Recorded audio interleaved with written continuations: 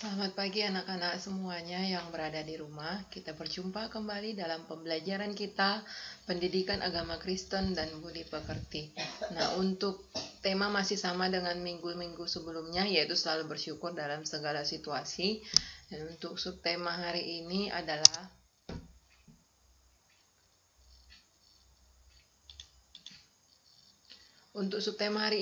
tetap bersyukur dalam situasi sulit. Ini adalah subtema terakhir pada pertemuan ke-7 minggu ini. Karena itu, mari kita sama-sama simak, sama-sama pahami, sama-sama kita bahas satu persatu. Nah, sebelum kita mulai materi kita, terlebih dahulu kita bersatu di dalam doa. Syukur bagimu Tuhan, kami boleh tetap naikkan ke hadapan Tuhan, di mana pagi hari ini Engkau masih boleh memberkati kami semuanya dengan napas kehidupan baru dan kesehatan yang baru Tuhan. Bapa, sebentar lagi kami akan memulai pembelajaran kami. Kiranya Tuhan tetap beserta kami, memberikan kami hikmat, sehingga kami boleh memahami, khususnya anak-anak-Mu, boleh memahami firman Tuhan hari ini. Terpuji nama Tuhan, kami berdoa dalam Kristus Yesus Tuhan kami. Amin. Oke, untuk kompetensi dasar masih sama dengan minggu-minggu sebelumnya, yaitu mensyukuri hidup sebagai orang beriman sesuai dengan teladan Yesus dan membuat karya yang berkaitan dengan sikap hidup sebagai orang beriman sesuai dengan teladan Yesus. Nah, untuk tujuan pembelajaran kita kali ini adalah menjelaskan mengapa perlu bersyukur dalam situasi sulit. Menjelaskan mengapa perlu bersyukur dalam situasi sulit. Nah, kita akan kupas satu persatu. Nah, mengapa perlu bersyukur dalam situasi sulit? Nah, dalam surat ke jemaat di Roma, Rasul Paulus menuliskan, dan bukan hanya itu saja, kita malah bermegah juga dalam kesengsaraan kita, karena kita tahu bahwa kesengsaraan itu menimbulkan ketekunan, dan ketekunan itu menimbulkan tahan uji, dan tahan uji menimbulkan pengharapan. Nas tersebut tertulis dalam kitab Roma pasal yang ke-5 ayat yang ke-3 sampai ke-4. Nah, mengapa Rasul Paulus memberikan surat tersebut kepada jemaat di Roma?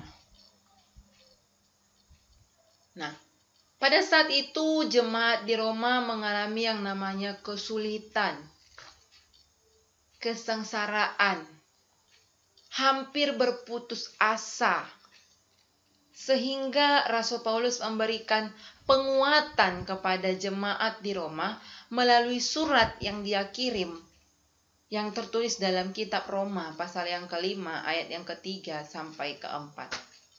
Di sana Rasul Paulus mengajak kita untuk melihat jauh ke depan, untuk melihat lebih luas lagi ke depan, bukan terpaku pada apa yang menjadi kesulitan kita, bukan terpaku kepada apa yang menjadi titik masalah kita saat itu. Namun, kita harus menyadari bahwa Tuhan hadir dalam segala situasi, termasuk situasi sulit yang kita alami. Maka dari itu, kita harus bersyukur kepada Allah bahwa kita ada dalam lindungannya. Artinya di situ apa? Melalui surat Roma pasal yang ke-5 ayat yang ke-3 sampai ke-4, Paulus ingin mengajak kita untuk berpikir lebih luas lagi, berpikir lebih positif lagi ke depannya, bahwa kita tidak akan mati karena masalah kita. Kita tidak akan kalah dengan masalah kita. Rasul Paulus mengajak kita supaya kita jangan terfokus pada masalah yang sedang kita alami. Kenapa? Karena ketika fokus pada masalah, maka kekuatan kita akan berubah menjadi kelemahan dan kita tidak akan sanggup menghadapi masalah kita. Namun Rasul Paulus mengajak kita untuk berfokus kepada Allah, untuk senantiasa mengingat bahwa Tuhan selalu hadir dalam segala situasi yang kita alami, baik situasi suka maupun situasi duka. Kita harus mengingat bahwa Allah ada bagi kita, memberikan penguatan kepada kita, memberikan pertolongan kepada kita, memberikan pengharapan kepada kita, bahwa kita mampu menyelesaikan masalah kita jika Allah ada di pihak kita. Jika Allah hadir di tengah-tengah kita. Maka dari itu, kita sudah selayaknya untuk mengucap syukur karena Allah sudah melindungi kita. Nah, selanjutnya, mengapa kita perlu bersyukur dalam situasi sulit?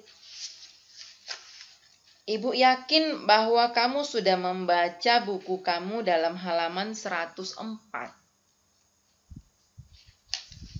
sampai halaman 107. Nah, di dalam bagian C halaman 106 ada di sana kisah si Fani. Fani ini adalah seorang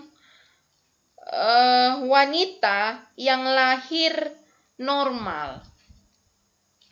Namun pada suatu masa dia mengalami kebutaan total. Artinya butanya nggak bisa disembuhkan lagi. Sudah parah. Nah, tentunya selaku manusia biasa, ketika kita mengetahui diri kita buta selamanya,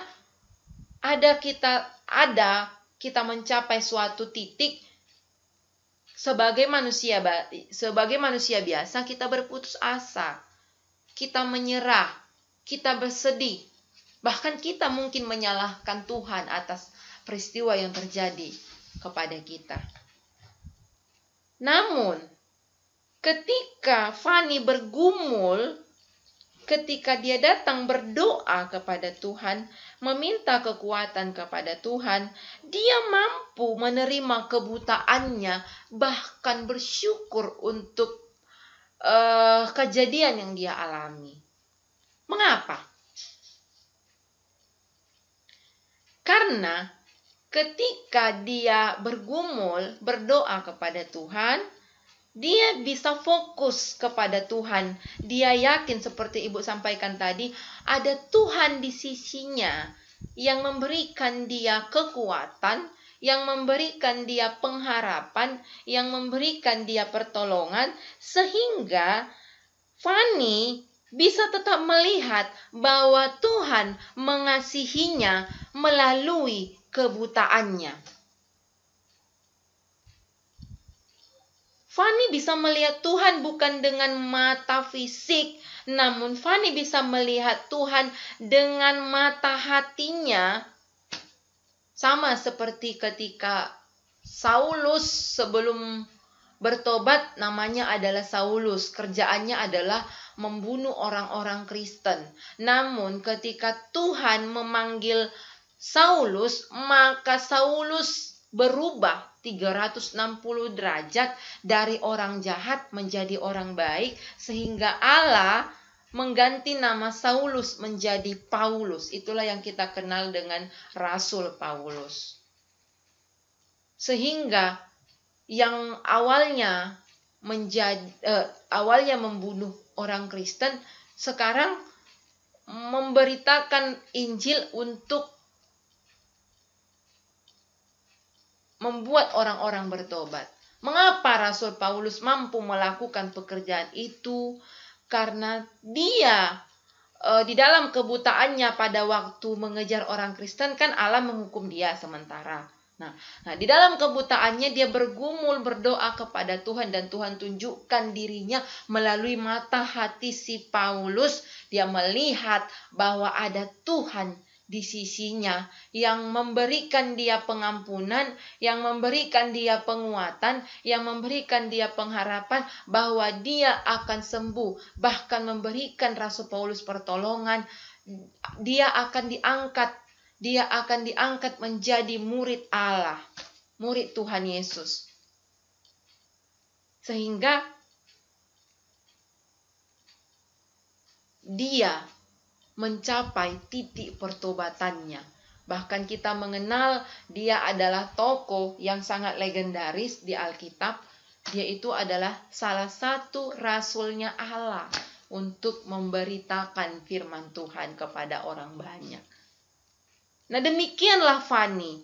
Di dalam kebutaannya dia datang berdoa kepada Tuhan. Dia mengingat ada Tuhan di sisinya yang akan memberikan dia pertolongan. Maka dari itu,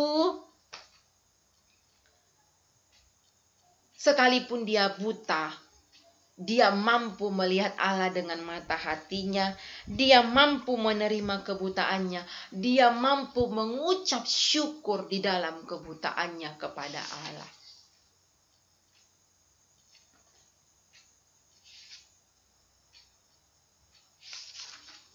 Nah, disinilah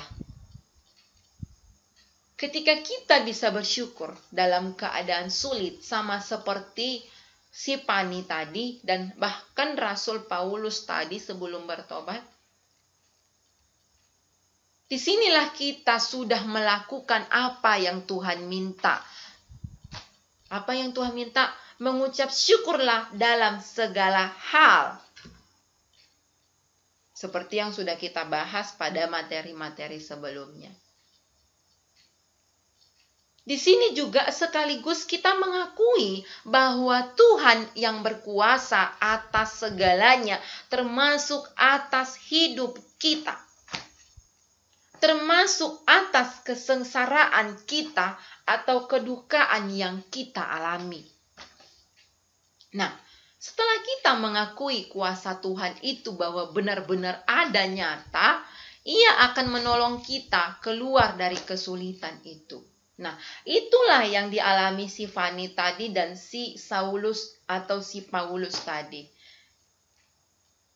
Setelah mereka mengakui bahwa Allah berkuasa atas hidup mereka, termasuk atas kesusahan, kesengsaraan, kedukaan yang mereka alami, maka Allah langsung menolong mereka keluar dari kesulitan atau masalah kebutaan mereka.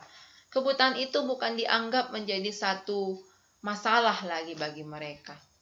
Namun mereka bisa tetap bersuka cita mengucap syukur kepada Allah. Namun apa yang terjadi sebaliknya jika kita bersungut-sungut bahkan sampai menyalahkan Allah atas kesulitan yang kita alami? Mari kita lihat. Sebaliknya, bila kita terus mengeluh, menggerutu untuk semua kesulitan yang kita miliki, kita tidak dapat melihat Tuhan itu tetap ada di sisi kita. Kita tetap melihat dengan Ia itu siapa? Allah tetap melihat dengan penuh iba kepada kita. Di tengah-tengah kesulitan yang kita alami, jangan mengeluh, jangan menggerutu, jangan bersungut-sungut. Kamu sering bersungut-sungut. Kalau ibu kasih tugas agak sulit sedikit, bersungut-sungut lah. Agak banyak sedikit, bersungut-sungut lah. Enggak boleh seperti itu. Jangan mengeluh. Jangan bersungut-sungut. Kalau kita dipenuhi dengan rasa kesal ketika mengalami satu masalah, Tuhan akan membutakan mata kita. Tuhan akan membutakan mata hati kita. Kita tidak akan melihat Tuhan itu ternyata ada di dekat kita. Kenapa? Karena kita mengeluh tadi. Namun, ketika kita boleh tetap teguh, tetap tegar, tetap bersyukur kepada Allah, maka Tuhan akan melihat kita dengan penuh iba, penuh kasihan kepada kita. Dia menunggu kita untuk memalingkan mata kita, memalingkan hati kita, memalingkan pikiran kita kepadanya. Karena apa? Karena Tuhan lebih besar dari semua masalah yang kita miliki. Tuhan memiliki kuasa yang lebih besar dari masalah yang kita pikir sangat berat sekalipun. Karena apa? Segala sesuatu yang terjadi atas kita itu terjadi atas sepengetahuan dan seizin Allah. Artinya di situ apa? Sesulit apapun, seberat apapun masalah yang kamu hadapi, itu kecil di hadapan Allah. Itu akan mampu diselesaikan oleh Allah. Tergantung kita. Maukah kita meminta pertolongannya? Maukah kita tetap mengucap syukur kepadanya? Maukah kita tetap berpengharapan kepadanya? Atau tidak? Itu jawabannya ada pada diri kita pribadi lepas pribadi. Oke, paham sampai di sana? Oke. Nah, kita sampai pada kesimpulan. Bersyukur adalah sikap hidup yang ditunjukkan baik pada saat suka maupun duka. Bersyukur dalam situasi sulit justru menunjukkan bahwa hidup kita ada dalam kuasa Allah. Ingatlah, Tuhan lebih besar dari masalah apapun yang kita miliki. Oke, kita menutup pertemuan kita dengan bersatu di dalam doa. Terima kasih Tuhan untuk kasih-Mu yang begitu besar bagi kami. Engkau mengingatkan kami bahwa kami harus tetap bersyukur kepada Allah di tengah-tengah masalah atau kesulitan yang kami alami. Tuhan, berikanlah anak-anak-Mu kekuatan, berikan kami semua kekuatan, mampukan kami untuk tetap bersyukur kepadamu, agar di tengah-tengah masalah kami dapat melihat Allah ada bagi kami untuk menolong kami. Terima kasih Tuhan, kami akhiri pertemuan kami dalam satu nama Kristus Yesus Tuhan kami. Amin. Shalom, Tuhan Yesus memberkati.